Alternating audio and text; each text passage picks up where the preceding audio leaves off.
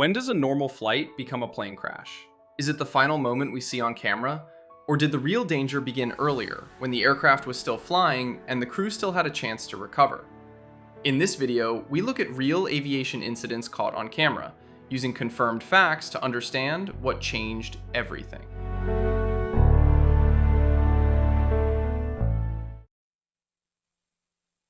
July 15th, 2015. Abbey Shruel, County Longford, Ireland. This helicopter was trying to land in a space that was too tight. It was close to a canal, close to buildings, and there was almost no room for error. During the approach, the main rotor struck the side of a building. That was enough to break the aircraft apart. The tail separated, and the helicopter rolled onto its side near the water. Both people on board survived. One person inside the building had a minor injury. Investigators did not find a mechanical failure. The issue was the landing area and the lack of safe rotor clearance. In a confined space, rotor clearance has to be confirmed before the helicopter descends, not judged at the last moment.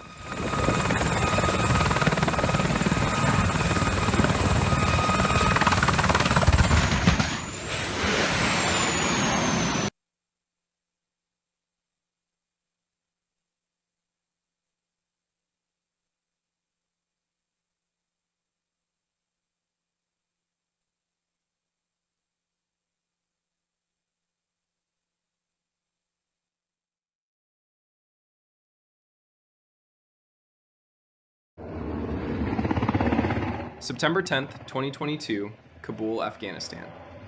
A Black Hawk helicopter had just taken off during a training flight at the Afghan National Defense University. Almost immediately, the flight turned into an emergency. Officials later said the helicopter suffered a technical problem. It came down inside the university area. 3 crew members were killed, and 5 others were injured. The exact technical cause was not confirmed in the available reports. But this accident shows why military training flights still carry real risk. Before takeoff, the aircraft, crew, maintenance, and emergency plan all have to be ready. When a problem happens just after liftoff, there may be almost no time to recover. October 26, 2016, Perryman, Texas. This was one of the pilot's first flights in an experimental Whitman tailwind he had recently bought. Right after takeoff, the airplane climbed nose high. The wings started rocking. Then it entered a steep left turn. The left wing dropped, and the airplane went into a nose-down spin. The pilot did not survive. Investigators found no mechanical failure that would have stopped the airplane from flying normally. In a light, experimental aircraft, the first flights after purchase are a critical transition period. The pilot has to know the airplane's speed, pitch response, and stall behavior before flying close to the limit.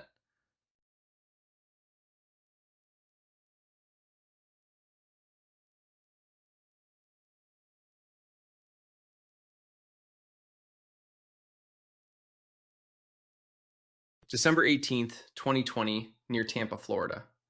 This Piper Cherokee was on a training flight returning to Tampa.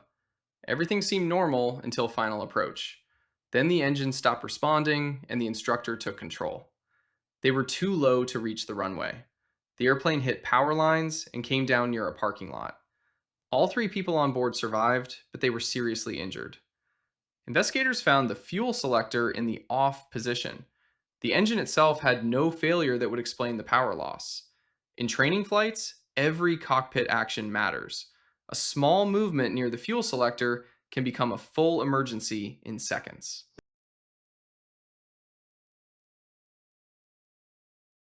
June 30th, 2019, Addison, Texas. This King Air had just taken off from Addison Airport heading for Florida. Only seconds after liftoff, the left engine lost almost all thrust. At that height, there was almost no time to correct the wrong input. Investigators found that the pilot first used left rudder when the emergency required right rudder. The airplane rolled, lost control, and crashed into a hangar. All 10 people on board were killed. No takeoff in a twin-engine aircraft is routine. When one engine loses power, the first control input has to be correct. Close to the ground, there may be no second chance.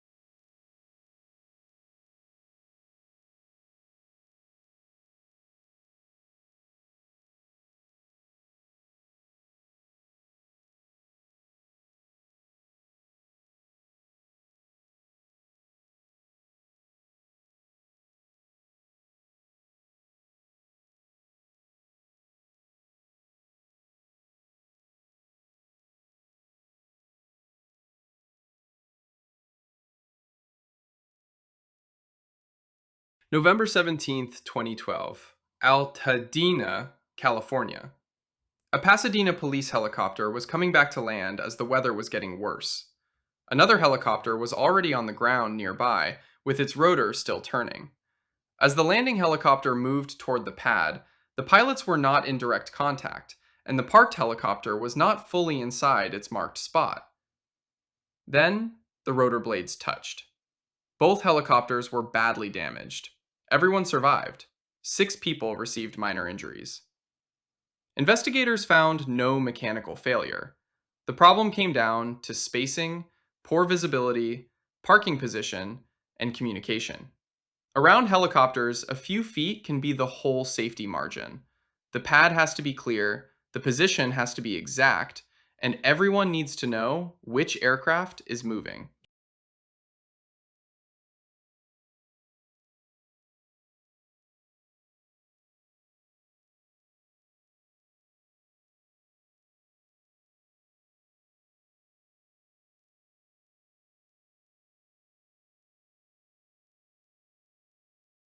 February 23rd, 2019, Trinity Bay, Texas. This cargo Boeing 767 was getting close to Houston after a flight from Miami. Everything looked normal until go-around mode was activated by mistake. The aircraft was not stalling, but the first officer reacted as if it was. His control input sent the aircraft into a steep descent, and the crew could not recover in time. The airplane crashed into Trinity Bay. All 3 people on board were killed. Investigators found no aircraft failure that caused the crash. The key problem was the crew response to automation and a loss of awareness of what the aircraft was really doing. In a cockpit, one wrong mode change has to be noticed immediately, because the airplane may be doing exactly what it was told to do, while the crew is trying to fix the wrong problem.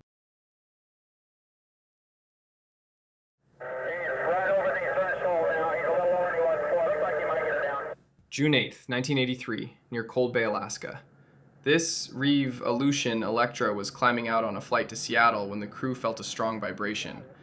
Then the number 4 propeller broke away and struck the aircraft. It tore into the body of the plane, caused the cabin to lose pressure, and badly damaged the flight controls. Even with that damage, the crew kept the aircraft flying and turned toward Anchorage. All 15 people on board survived. Investigators could not confirm the exact reason the propeller came off because it was lost in the ocean. But this incident shows why an unexplained vibration can never be treated as normal.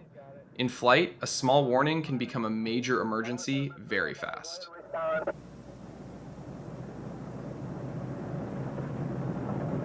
got it. You're gonna run out. Don't make it, brother. He's on fire. We'll have a fire on the nose wheel. We'll have fire on the nose wheel. Roger, all assistant personnel on the equipment, assist in the evacuation of the passengers. All equipment, go ahead and calm them down. Chief, we got it. Hang on, David. Okay, we have the fire out. We have the fire out.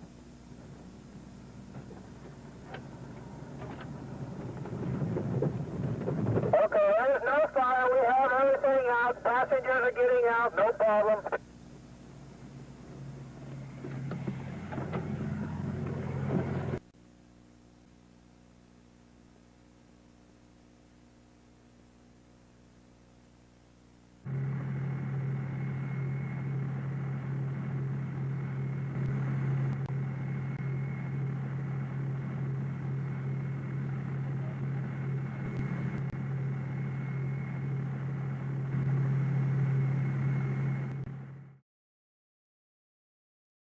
March 19th, 2016, Rostov-on-Don, Russia.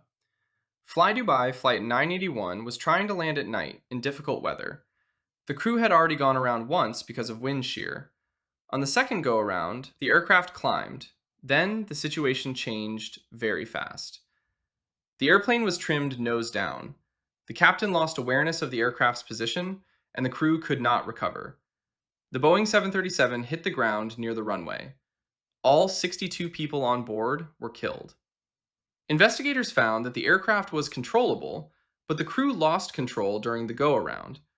In conditions like this, a go-around has to be flown with a stable aircraft, clear crew roles, and constant checking. At night, in turbulence, confusion can build faster than the crew can correct it.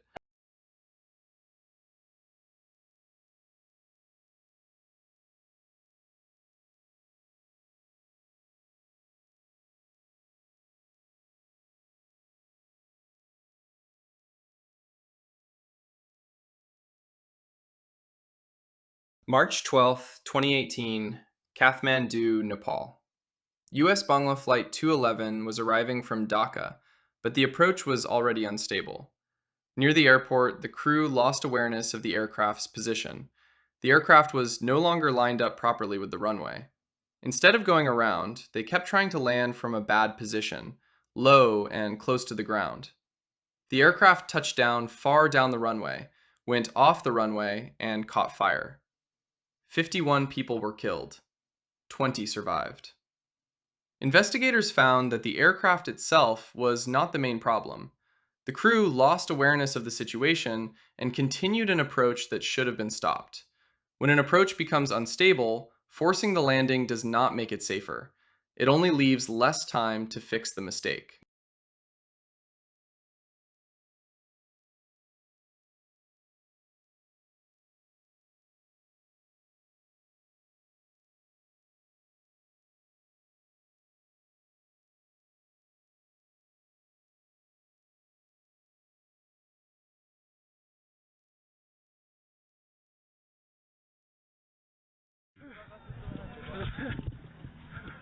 March 7th, 2007, Yogyakarta, Indonesia. Garuda Flight 200 was coming in to land after a short flight from Jakarta, but the approach was already unstable. The aircraft was too fast, too steep, and the warnings were there. The crew continued the landing instead of going around. The Boeing 737 touched down hard, ran off the end of the runway, and caught fire beyond the airport fence. 21 people were killed, 119 survived. Investigators found no aircraft failure that caused the crash. The main problem was the decision to continue an unstable approach. When the approach is not stable, the landing should not be forced. The safer choice is to go around while there is still time.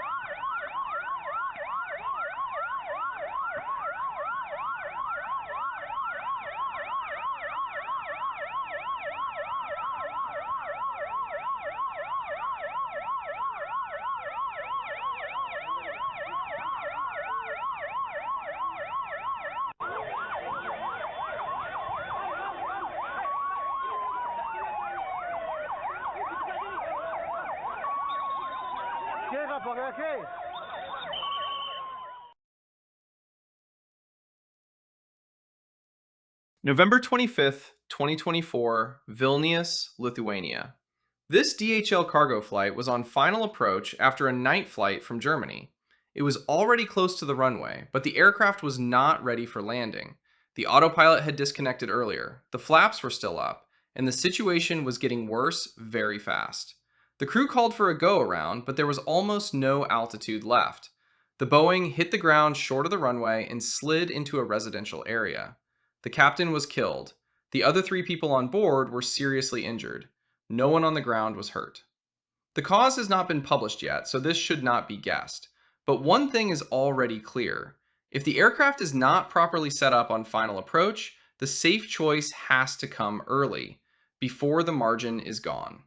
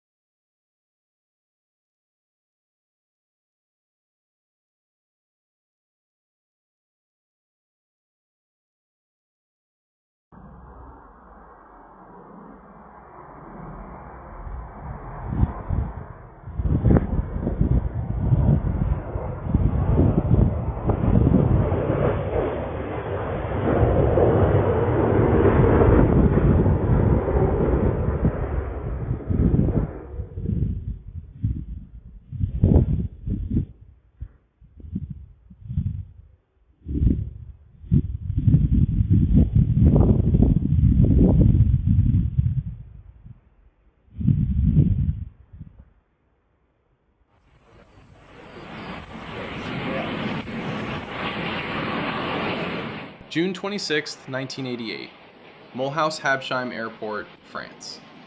This Airbus A320 was making a low demonstration pass at an air show. It came in very low, very slow, with the landing gear down. Then the aircraft sank, closer to the trees at the end of the runway. The crew added power, but it was too late.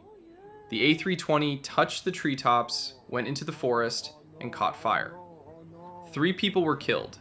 133 survived. Investigators found a dangerous combination: low height, slow speed, idle power, and a late go-around.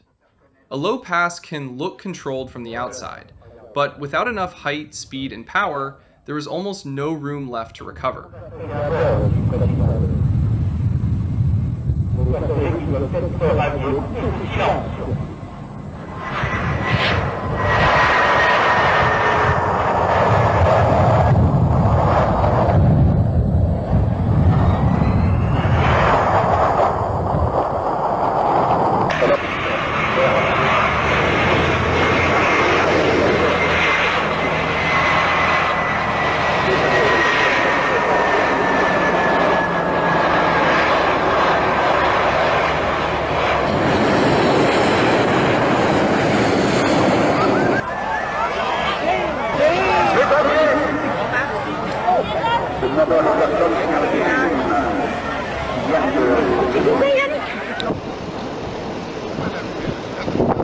January 10th, 2010, Newark, New Jersey.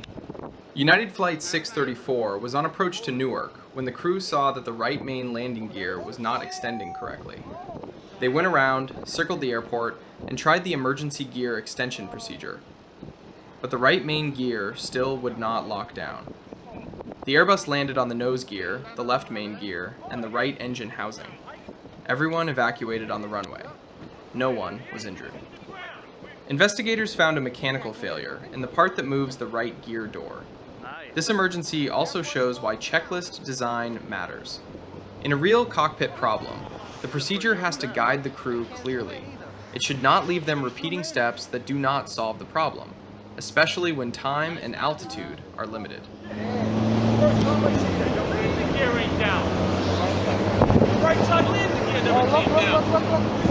Wow! You guys got this on video? Yeah, but I can't get a fucking closer angle. Oh, they're gonna pass it.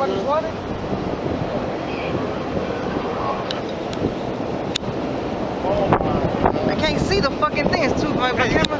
Hey, go, forget about it.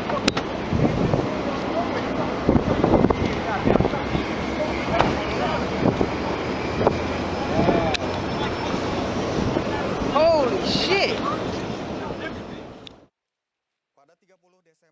April 13th, 2013, Denpasar, Bali, Indonesia. Lion Air Flight 904 was on final approach to Bali. The runway was close, but the crew lost clear visual contact as the aircraft entered heavy rain. The approach became unstable below the minimum safe altitude. A go-around was called, but it came too late. 1 second later, the aircraft hit the water just short of the runway. Everyone on board survived, but 46 people were injured. Investigators found no aircraft failure. The main problem was continuing an unstable approach after the runway was no longer clearly in sight.